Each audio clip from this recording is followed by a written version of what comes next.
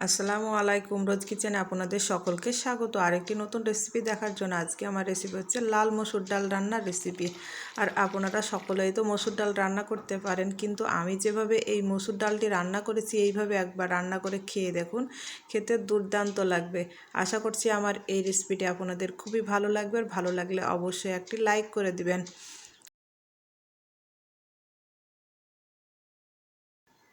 আসুন তাহলে দেখে নিন আমি কিভাবে এই মসুর ডালটা রান্না করে নিই। আমি এখানটায় প্রথমে একটি প্রেসার কুকার নিয়েছি, আর প্রেসার কুকারে আমি 2 কাপ মসুর ডাল দিচ্ছি। আর ডালটাকে আমি ধুয়ে দিচ্ছি না, কারণ আমার বাড়িতে তৈরি করা এই ডালটা, সেই জন্য দিচ্ছি না। আপনাদের বাজারের কেনা ডাল হলে আপনারা অবশ্যই ভালো করে ধুয়ে তারপরে দিবেন। দিয়ে আমি পানি দিয়ে দিলাম পরিমাণ মতো, আর এখানটা আমি 6টি টমেটো দিয়ে দিলাম।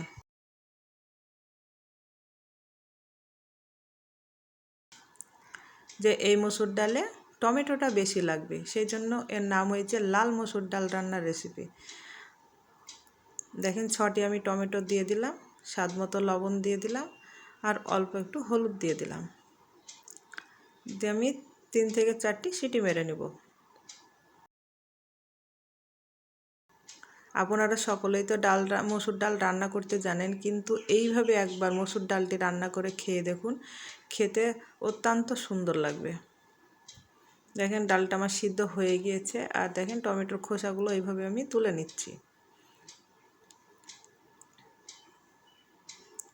দিয়ে আমি একটি বাটিতে ঢেলে নিয়েছি।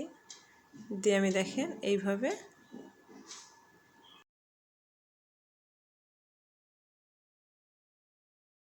একটু ঘুটে নিচ্ছি।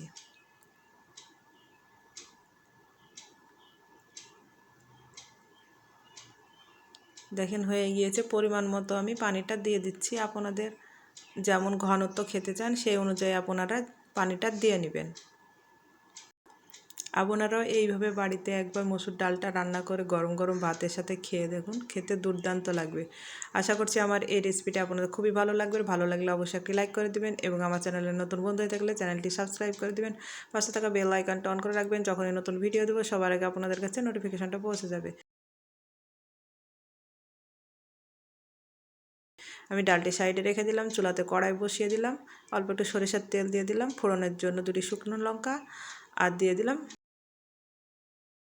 হাফ টিস্পুন জিরা দিয়ে দিলাম।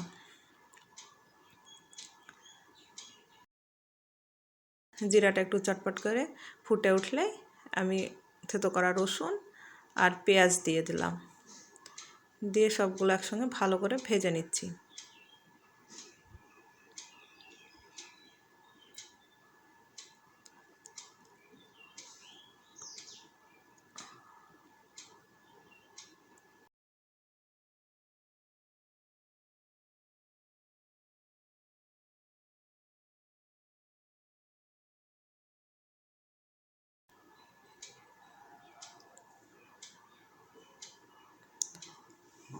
দেখেন আমার ফোড়নটি হয়ে গিয়েছে, আমি ডালটিকে ঢেলে দিলাম। দিয়ে আমি একটু ফুটিয়ে নেব। দেখেন ডালটা আমার ফোটানো হয়ে গিয়েছে। আমি চুলার আঁচটাকে বন্ধ করে দিয়েছি, দিয়ে একটি বাটিতে ঢেলে নিয়েছি। মাশাআল্লাহ, দেখেন কতটা সুন্দর হয়েছে। আপনারা সকলেই তো মসুর ডাল রান্না করতে জানেন। আমি যেভাবে এই মসুর ডালটা রান্না করেছি এইভাবে একবার করে খেয়ে দেখুন, এই লাল মসুর ডাল রান্নাটি খেতে দারুণ লাগবে। ছোট থেকে বড় সকলে খুবই পছন্দ করবে। আজ এই পর্যন্ত, আবারও কোনো নতুন রেসিপি নিয়ে আসবো। ভালো থাকবেন, সুস্থ থাকবেন।